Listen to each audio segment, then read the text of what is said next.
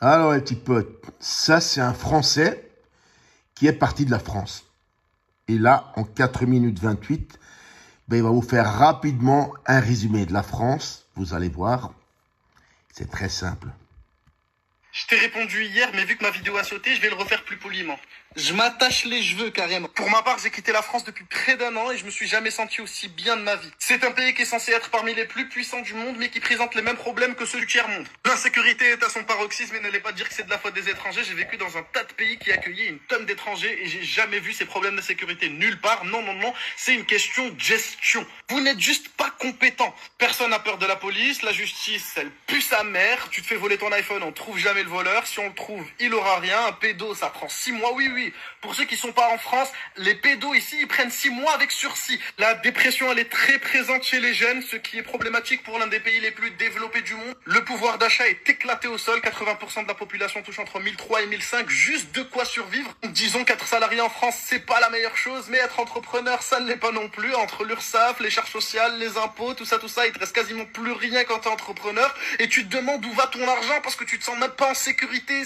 C'est la chose la plus importante de base. Le niveau scolaire est au plus bas, mais bon, tant que les filles mettent pas de robe, ça passe. La mentalité française est reconnue et surreconnue dans le monde entier comme étant une mentalité qui pue sa mère, et ne croyez pas que c'est un cliché. Les gens n'aiment pas la réussite, c'est pourquoi quand quelqu'un réussit, il s'échappe direct de la France. Ils aiment trop critiquer pour rien, ils ont la haine du riche, ils aiment trop tirer les gens vers le bas. Bernard Arnault a fait un don de 10 millions d'euros au Resto du Cœur, il s'est mangé une vague de critiques de ouf parce qu'il a donné que 10 millions alors qu'il était milliardaire. Tu vois, c'est ça la mentalité française. Le gouvernement se comporte comme un influenceur, hein. Nous, quand on est dans une sauce, on fait quoi? On trouve un petit sujet de merde sur lequel faire un gros buzz histoire de faire diversion, et c'est exactement ce que fait le gouvernement. L'inflation, elle est comme ça, le niveau scolaire, il est comme ça. Il y a eu 40 morts cette année à Marseille, mais bon, on fait de grands débats télévisés pour savoir si les filles ont le droit d'aller à l'école avec des robes ou pas, mais bon, ça c'est pas le sujet. Quoique si, hein, parce que c'est un pays qui s'autoproclame comme étant le pays des droits de l'homme et du citoyen, qui se bat pour le droit des femmes, mais qui interdit aux femmes de s'habiller comme elles veulent. C'est d'un ridicule absolu. D'ailleurs, c'est pas la seule loi qui est ridicule, vous vous rendez même pas compte vu de l'extérieur. Eh les gars, dites-vous qu'à un moment donné, on se faisait des papiers d'autorisation à nous-mêmes pour sortir. Genre pendant le confinement, on s'autorisait nous-mêmes et on l'écrivait. Ah, c'est ridicule. Tu rentres chez quelqu'un, tu changes la serrure, ça devient chez toi. Hein. Le ridicule, vous savez même pas, les gars. Mais pire que ça, c'est un pays qui s'autoproclame comme étant un pays libre, républicain, démocratique, mais qui vire petit à petit vers un système de dictature. Ouais, je pèse mes mots. Alors oui, c'est pas une dictature au sens propre du terme, c'est ce que j'appellerais une dictature moderne, tu vois. T'as le droit de dire ce que tu veux, mais si tu le dis et que ça nous plaît pas, on te fait passer pour le méchant. On te met une pression sociale de gueudin, tu as vu, au point où si tu penses pas comme les autres, tu te sens bizarre. En gros, tu vas fermer ta gueule, bassif. Exemple concret, il y a une dizaine d'années, le mariage pour tous n'était pas autorisé en France. Maintenant, il l'est, mais aujourd'hui, si tu dis que tu es contre le mariage pour tous, tu te fais insulter, t'es un homophobe, t'as pas d'âme, t'es contre les libertés. Pourtant, c'est un avis que tu donnes, c'est d'ailleurs un avis avec lequel tout le monde était d'accord il y a 10 ans. Mais attention, maintenant on n'est pas d'accord avec toi, donc tu vas la fermer. Le conflit israélo-palestinien, les manifestations pour la Palestine sont interdites en France. Waouh, liberté d'expression. Eh, si tu sors le drapeau de la Palestine, tu te prends 135 € d'amende.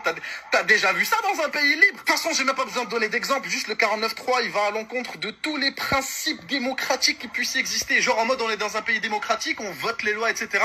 Par contre, si on a envie de faire passer une loi et qu'on sait que personne ne va être d'accord avec toi, hop, 49.3, boum, on enfonce la porte, ça passe. Pendant que la jeunesse a l'un des niveaux scolaires les plus bas du monde, pendant que les Français ne parlent pas anglais, ne sont pas bons en maths, on va apprendre aux jeunes de 7-8 ans comment faire...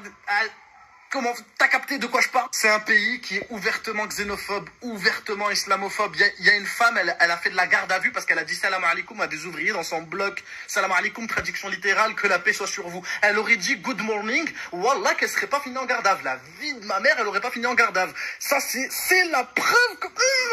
C'est surtout un pays où une grande partie de la population ne vit pas à sa faim, ne se sent pas à l'aise, et où une grande partie de sa population a envie de quitter le pays. D'ailleurs, confirmé, regardez. Qui a envie de quitter la France? Vous allez voir. Mais ils peuvent pas parce que vous leur donnez un salaire de merde et vous les imposez derrière de ouf. Bref, j'ai trop parlé, wallah. Moi, de toute façon, je suis même pas là, frère. Moi, je suis loin, laissez-moi tranquille. Et pour ceux qui se demandent, j'habite à Dubaï. Et actuellement, je suis à Bali. Bref, allez, bonne journée.